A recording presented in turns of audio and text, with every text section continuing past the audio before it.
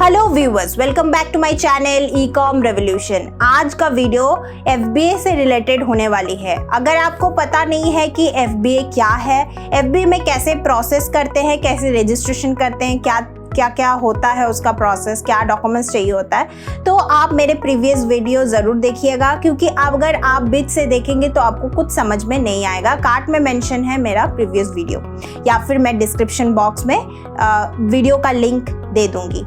तो चलिए जानते हैं Amazon FBA हमें क्या क्या बेनिफिट्स देती है और हमें क्या क्या कैलकुलेशन चार्जेस क्या क्या चाहिए होता है, मतलब कितना चार्जेस हमको देना पड़ेगा FBA में रखने के लिए प्रोडक्ट, या फिर FBA से कोई भी सर्विस लेने के लिए क्या क्या चार्जेस होंगे। और हमें ये भी जानने को मिलेगा कि कैलकुलेशन हम कैसे कर सकते हैं इसका, क्योंकि हमें तो कैलकुलेशन पता नहीं है।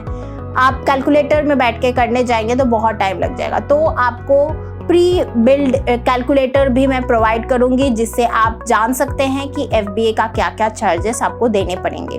तो चलिए वीडियो में चलते हैं, शुरू करते हैं।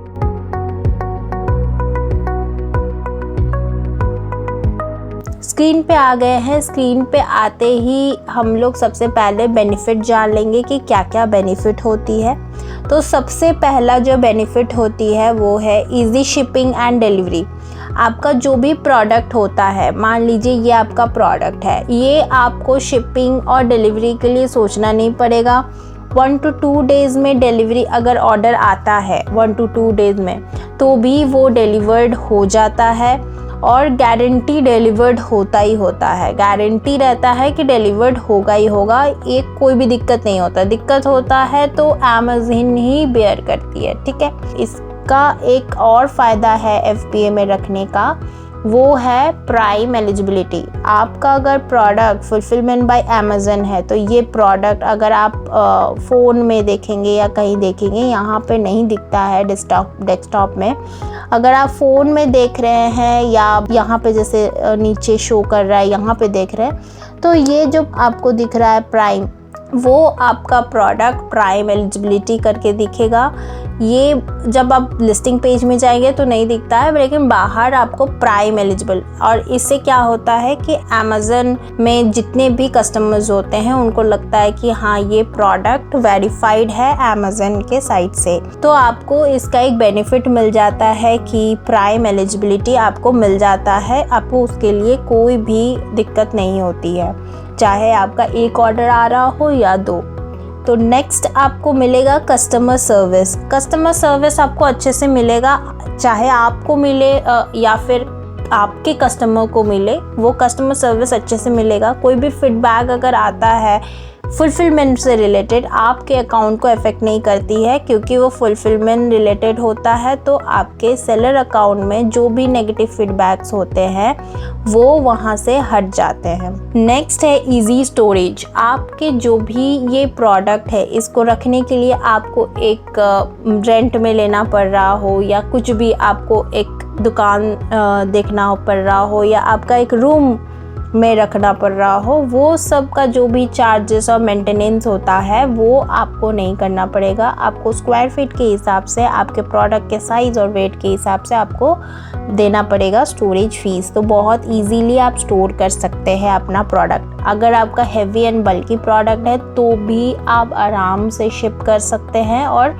उनके ऊपर हो जाता है उसके बाद अगर कुछ भी दिक्कत आती है तो। नेक्स्ट है सबसे मेन थिंग जिसके लिए FBA में लोग एनरोल होते हैं, वो है सेल्स और विजिबिलिटी। जैसे ही आप FBA में एनरोल हो जाते हैं, सबसे पहले तो ट्रस्ट बिल्ड हो जाता है कस्टमर को कि हाँ, फुलफिलमेंट बाय अमेज़न है तो अमेज़न से ही आ रही है प्रोडक्ट, हमें तो कोई दिक्कत नहीं है।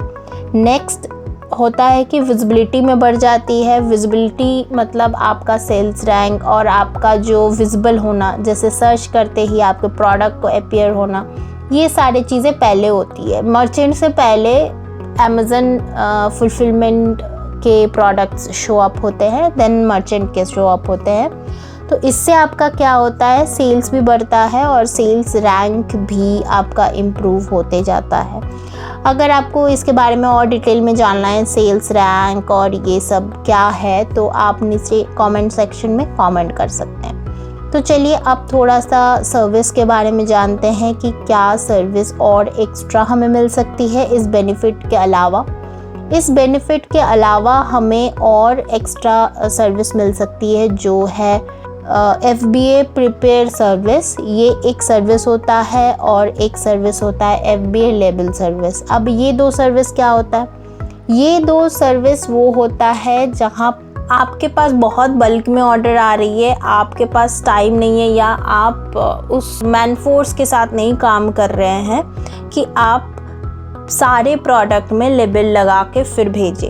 FBA में भेजने से पहले ये चीज़ ध्यान रखिए, FBA में भेजने से पहले आपके प्रोडक्ट पे MRP होना चाहिए और जो MRP है वही लिस्ट भी होना चाहिए, लिस्टिंग में वही होना चाहिए। और Amazon एक लेबल देती है, बारकोड देती है जो कि आपके प्रोडक्ट में चिपका होना चाहिए। ये दो चीज़ तो होना ही चाहिए। तो इसके लिए भी आप Amazon को रिक्वेस्ट कर सकते हैं कि बारकोड आप चिपका दीजिए, MRP मेरे प्रोडक्ट पे है, मैं लगा के भेज रहा हूँ, मेरे प्रोडक्ट में MRP प्रिंट है, लेकिन आपको देखना है मेरे लेबल के बारे में, लेबल आप करिए। तो वो थोड़ा सा एक्स्ट्रा चार्जेस और फुलफिलमेंट में ऐड हो जाती है और लेबल की सर्विस वो देते हैं। और जो दूसरा सर्विस है वो प्रिपेयर सर्विस है। प्रिपेयर सर्विस में क्या होता है, उसमें अगर आप चाहते हैं कि आपका प्रोडक्ट आपने बड़े डब्बे में भेजा है तो बड़े डब्बे के हिसाब से पैक करके आपने भेजा, बट आप चाहते इंडिविजुअल प्रोडक्ट भी अच्छे से पैक होके जाए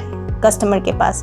अगर ऐसा कोई प्रोडक्ट है जो बबल रैप की रिक्वायरमेंट है या जो भी रिक्वायरमेंट है तो आप यहाँ से कर सकते हैं। और इसको एलिजिबल करने के लिए हमें कहाँ जाना पड़ेगा, हमें सेटिंग्स में फुलफिलमेंट बाय अमेज़न पे क्लिक करना है और यहाँ से आप कौन प्रिपेयर करेगा, कौन क्या करेगा वो आप चेंज कर सकते हैं। इस सेटिंग्स में आप हर एक चीज़ को चेक कर सकते हैं, हर एक तरफ से आप यहाँ पे मेंटेन कर सकते हैं। आपका रिटर्न कब होना है, रिटर्न किस टाइम या डेट तक मेरे पास आना चाहिए, रिटर्न ऑटोमेटिकली आ जाए या फिर हम उसको एलिजिबल करें, लॉन्ग टर्म रिमूवल पहले हो जाए, लॉन्ग टर्म के लिए वहाँ पे ना रहे।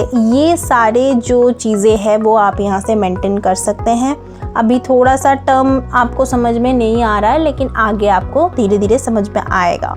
तो चलिए अब देखते हैं कि कैलकुलेशन कैसे करते हैं और कैलकुलेशन में क्या क्या फीस रिक्वायर्ड होती है, क्या चार्जेस हमको देनी पड़ती है फुलफिलमेंट बाय अमेज़न में अगर प्रोडक्ट हम लोग रखते हैं, FBA में प्रोडक्ट रखते हैं। तो चलिए जान लेते हैं कि FBA फुलफिलमेंट फीस में क्या क्या फीस रिक्वायर्ड होती है। तो सबसे पहले हम लोग जान लेते हैं fulfilment fees for order on Amazon. अगर अमेज़न में आपका कोई ऑर्डर आया, अमेज़न फुलफिलमेंट में है प्रोडक्ट और ऑर्डर आपका आया, तो उस केस में क्या क्या चार्जेस आपको लगेगा। ऑर्डर अगर आया तो, नहीं आया तो नहीं लगेगा। ऑर्डर आया तो आपको फुलफिलमेंट फीस देना पड़ेगा जिसमें कि आपका शिपिंग चार्ज रहेगा, पिक पैक करने का चार्जेस रहेगा। लेकिन अगर आप लेबल सर्विस, जो मैंने पहले बताया, लेबल सर्विस और प्रिपेयर सर्विस दोनों अगर आप लेते हैं या कोई एक लेते हैं तो ऐड ऑन हो जाता है फुलफिलमेंट फीस में ही। और क्या क्या फीस देना पड़ेगा, सबसे पहले आता है रेफरल फ़ी। ये कैटेगरी वाइज होता है, जिसने भी मेरे वीडियो को नहीं देखा है वो कार्ड पर मेंशन है, जाके मेरे वीडियो को चेकआउट करिए कि क्या क्या फ़ीस देना होता है अमेज़न पे बेचने के लिए। वही सारे फ़ीस आपको FBA में देना पड़ेगा। थोड़ा सा ज़्यादा हो जाता है फुलफिलमेंट और स्टोरेज फ़ी, और भी थोड़ा चीज़ें हैं वो मैं आगे बताने वाली हूँ। बाकी रेफरल फ़ी जो है वो सेम है एज़ पर दी जिनमें जो फ़ी लगती है। क्लोजिंग फ़ी थोड़ा सा ज़्यादा है एज़ पर टू मर्चेंट, क्योंकि FBA में आप रखवा रहे हैं तो थोड़ा सा ज़्यादा पे करना पड़ता है आपको क्लोजिंग फ़ी। ठीक है, अब एक मंथली स्टोरेज फ़ी मैंने जैसे पहले ही बताया था, फुलफिलमेंट के बाद आता है ये मंथली स्टोरेज फ़ी आपको देना पड़ेगा प्रोडक्ट रखने के लिए। पर स्क्वायर फीट के हिसाब से वो लोग चार्ज करते हैं, वेट और पर स्क्वायर के हिसाब से। ये मंथली लगती है आपकी। सपोज मान लीजिए 1 मंथ में आपका 10 रुपये लग रहा है। तो अगर प्रोडक्ट कम होता जाएगा, ऑर्डर आता जाएगा, कम होता जाएगा, 10 रुपये पर पैकेज लग रहा है, आपने 10 पैकेट भेजा तो वो आपको धीरे धीरे कम होता जाएगा। 30 रुपये नहीं देना पड़ेगा, आपका ऑर्डर आ गया तो कम होता जाएगा। उसके बाद रिमूवल ऑर्डर फ़ी, अगर आप प्रोडक्ट रिमूव करवा रहे हैं तो अमेज़न के ATS सर्विस आपको प्रोडक्ट देके जाएगी। वो जो ATS सर्विस, अमेज़न के फुलफिलमेंट जो सर्विस है, वो रिमूवल के लिए जितना भी चार्जेस होता है वो पे करना होगा। डिस्पोजल फ़ी, अब डिस्पोजल फ़ी क्या है? अगर मान लीजिए आपका कोई ऐसा प्रोडक्ट है जो कि इतना ज़्यादा डैमेज हो गया कि उसको रिटर्न करने से आपको कोई फ़ायदा नहीं होने वाला है, आप उसको रिपेयर नहीं करवा सकते, कुछ नहीं करवा सकते, उस केस में आप डिस्पोज़ करवा दीजिएगा। डिस्पोज़ करने का भी पैसा लगता है, जैसे रिमूव करवाएंगे तो भी पैसा लगेगा, डिस्पोज़ करवाएंगे तो भी लगेगा, लेकिन डिस्पोज़ का थोड़ा कम लगेगा। पर आइटम के हिसाब से फ़ी लगती है कि आप इसको फेंक दीजिए या जला दीजिए या जो भी करिए, ठीक है। उसके बाद लॉन्ग टर्म स्टोरेज फ़ी, जैसे 1 मंथ मैंने बताया, लेकिन अगर 1 मंथ के बाद आपका 5 मंथ से ज़्यादा हो जाता है तो आपको लॉन्ग टर्म स्टोरेज फ़ी देना पड़ेगा। उस केस में आपको पर डे के हिसाब से एवरी मंथ चार्जेस उसका बढ़ता जाएगा, ठीक है। इसीलिए हम लोग वो जो सेटिंग आपको दिखाए थे जहाँ पे आप सारे सेटिंग्स कर सकते हैं, और यहाँ पे सारे सेटिंग्स करके आप वहाँ पे मेंशन भी कर सकते हैं कि लॉन्ग टर्म अगर हो जाता है कोई भी प्रोडक्ट को तो वो लॉन्ग टर्म होने से पहले ही मेरे पास वापस आ जाए, ठीक है।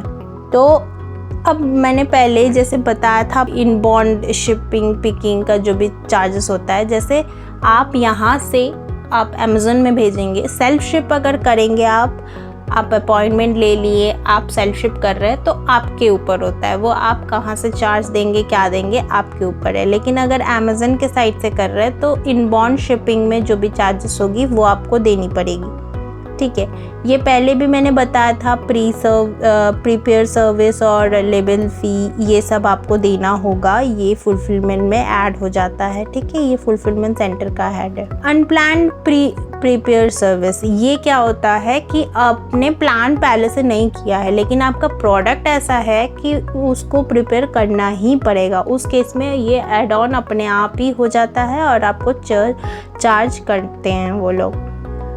अब लास्ट है लाइटनिंग डील फ़ी। ये अगर आप लाइटनिंग डील में लगाते हैं प्रोडक्ट, FBA में बेनिफिट मैंने बताया था आपको, उसमें से एक बेनिफिट ये भी है कि आप लाइटनिंग डील में अपना प्रोडक्ट रख सकते हैं। अमेज़न आपको ऑफ़र देती है कि आप लाइटनिंग डील में इस प्रोडक्ट को शो कराएं। अब लाइटनिंग डील होता क्या है, कैसे करते हैं, इसका प्रोसेस क्या है, सब कुछ अगर जानना है तो आप कमेंट सेक्शन में कमेंट कर सकते हैं। आप देख ही पा रहे हैं मेरे स्क्रीन को, जो डील्स यहाँ पे लिखी रहती है इसी को कहते हैं डील्स का ऑप्शन।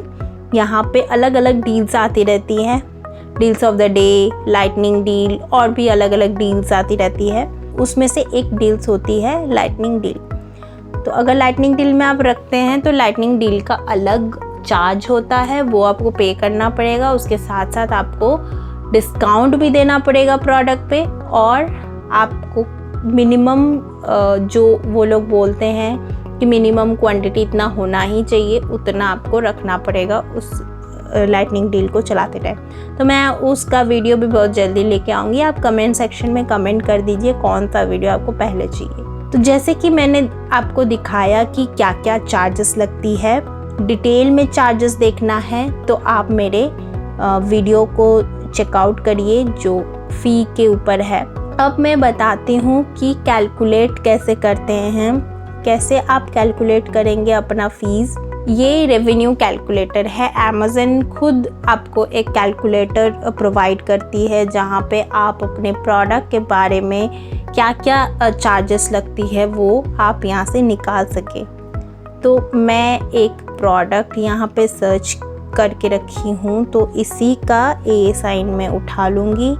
A साइन ही चाहिए होगा अगर आपके पास वो प्रोडक्ट ऑलरेडी लिस्टेड है तो आप ए-साइन के थ्रू कर सकते हैं।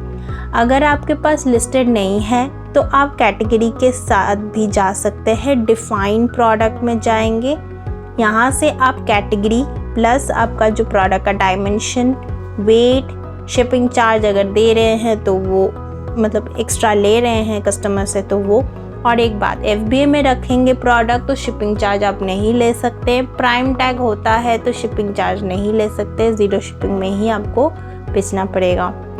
तो आपका प्रोडक्ट प्राइस वैसा होना चाहिए। तो मैं अभी ए-सीन से सर्च करके दिखाती हूँ। मैंने ए-सीन यहाँ पे लगाया, सर्च किया, मेरे पास सारे डिटेल्स आ गए। अगर आपका फुलफिलमेंट बाय मर्चेंट है तो आप यहाँ से कैलकुलेशन चेक कर सकते हैं। अगर आपका फुलफिलमेंट बाय अमेज़न है तो यहाँ से आप चेक कर सकते हैं। जैसे अमेज़न फ़ी, देखिए अमेज़न फ़ी में कोई भी डिफरेंस नहीं है, रेफरल फ़ी, क्लोजिंग फ़ी कोई डिफरेंस नहीं है, लेकिन यहाँ पे थोड़ा सा ज़्यादा दिख रहा है क्लोजिंग फ़ी में, यहाँ कम दिख रहा है। मैंने तो बताया था क्लोजिंग फ़ी ज़्यादा होता है, लेकिन कुछ केस में क्लोजिंग फ़ी भी कम लग सकती है FBA में, कुछ केस में ज़्यादा लगता है। आप चेकआउट करेंगे क्लोजिंग फ़ी का चार्ट जो कि आपको यहाँ पे मिलेगा। यहाँ पे FBA में अगर रखते हैं, चाहे ईजी शिप मतलब कैसे भी वो शिप कर रहे हो, प्राइम से कर रहे हो, कैसे भी कर रहे हो, उनका इतना चार्जेस उनको देना पड़ेगा। अगर आप सेल्फ शिप या इजी शिप से करवा रहे हैं तो आपका इतना चार्जेस होता है। तो कहीं ना कहीं ज़्यादा कम ज़्यादा ऐसा रहता है, इसीलिए ये डिफरेंस आपको दिख रहा है कि FBA में कम लग रहा है और आपका मर्चेंट में ज़्यादा। तो आप यहाँ से चेकआउट कर सकते हैं। ये जो कैलकुलेशन होता है ये एक्यूरेट होता है। यहाँ पे जो कैटेगरी का परसेंटेज होता है वो एकदम सब कैटेगरी के अकॉर्डिंग होता है। अगर आप डायरेक्ट मेन कैटेगरी चेक करेंगे इस प्रोडक्ट पे तो आपको कभी ज़्यादा दिखेगा, कभी कम दिखेगा, लेकिन सब कैटेगरी के अंडर में आपको सही दिखाता है एकदम। आपको वैसे चूज़ करना पड़ेगा यहाँ पे जो भी प्रोडक्ट है। फिर आप यहाँ पे प्राइस लगाएंगे तो आपको यहाँ पे डिटेल में दिखेगा कि कितना चार्ज लग रहा है। अब फुलफिलमेंट कॉस्ट, अगर आप कोई एड ऑन सर्विस ले रहे हैं तो यहाँ से क्लिक करेंगे, आपका चार्जेस बढ़ता जाएगा। देख रहे हैं बढ़ रहा है तो बढ़ता जाएगा। अगर कोई एड ऑन सर्विस आप ले रहे हैं, अगर नहीं ले रहे हैं कोई एड ऑन सर्विस तो आप हटा सकते हैं। बहुत मिनिमल चार्जेस है, 3 रुपये, 2 रुपये, 5 रुपये ऐसे चार्जेस है, बहुत मिनिमल है। अब यहाँ पे स्टोरेज फ़ी दिखा रहा है। स्टोरेज फ़ी में आपका मंथली स्टोरेज दिखा रहा है। अब यहाँ पे दो स्लैब दिखा रहा है, जैन टू सितंबर और अक्टूबर टू दिसंबर। अब ये क्यों दिखा रहा है, इसमें कंफ्यूजन नहीं होना है। US में क्या होता है, अक्टूबर टू दिसंबर बहुत पिक टाइम रहती है तो उस टाइम में चार्जेस बहुत ज़्यादा लगती है। तो इसीलिए अब पोर्टल्स तो चेंज नहीं हो सकता, वही चीज़ें यहाँ पे है, बट चार्जेस इंडिया में चेंज नहीं होता है, US में होता है। आप कोई भी प्रोडक्ट उठा के देख लीजिएगा, इंडिया में चेंज नहीं होगा, ठीक है। और ये सारे कॉस्ट होने के बाद आपको प्रॉफिट दिख जाएगा कि नेट मार्जिन आपको कितना मिल रहा है। नेट प्रॉफिट, नेट यहाँ लिखा है लेकिन नेट नहीं होता है, इसमें आपका GST भी रहता है, आप प्रोडक्ट का परचेज भी रहता है, कॉस्ट ऑफ गुड भी रहता है। तो ये सारे चीज़ें करके आप एक एस्टिमेटेड कर सकते हैं। अब यहाँ पे गुड्स का परचेज दे दिए या कुछ एक्स्ट्रा कॉस्ट हुआ वो दे दिए, जो भी आपका कॉस्ट है यहाँ पे लगा के आप देख सकते हैं कि आपका प्रोडक्ट पे कितना चार्जेस लग रहा है और आपके प्रोडक्ट पे कितना प्रॉफिट हो सकता है। तो ये पूरा कैलकुलेशन आप आराम से यहाँ पे बैठ के कर सकते हैं और करके आप एनालाइज करके कि किस में मुझे ज़्यादा पड़ रहा है, किस में मैं बेच सकता हूँ, किस में नहीं बेच सकता हूँ, करके आप अमेज़न फुलफिलमेंट या मर्चेंट फुलफिलमेंट को चूज़ कर सकते हैं। ये है कैलकुलेटर कि कैसे आप FBA में कैलकुलेट कर सकते हैं। FBA से रिलेटेड और भी वीडियोस आगे आएगी। कोई भी पॉइंट अगर आपको लगता है कि स्किप हो गया मेरे से तो आप कमेंट सेक्शन में कमेंट करिए, मैं उसको आपको कमेंट सेक्शन में ही डिस्क्राइब कर दूंगी। अगर नहीं पॉसिबल हुआ तो आप मुझे इंस्टाग्राम में भी फॉलो कर सकते हैं। इंस्टाग्राम के पेज का डिटेल भी मैं डिस्क्रिप्शन में दे दूँगी।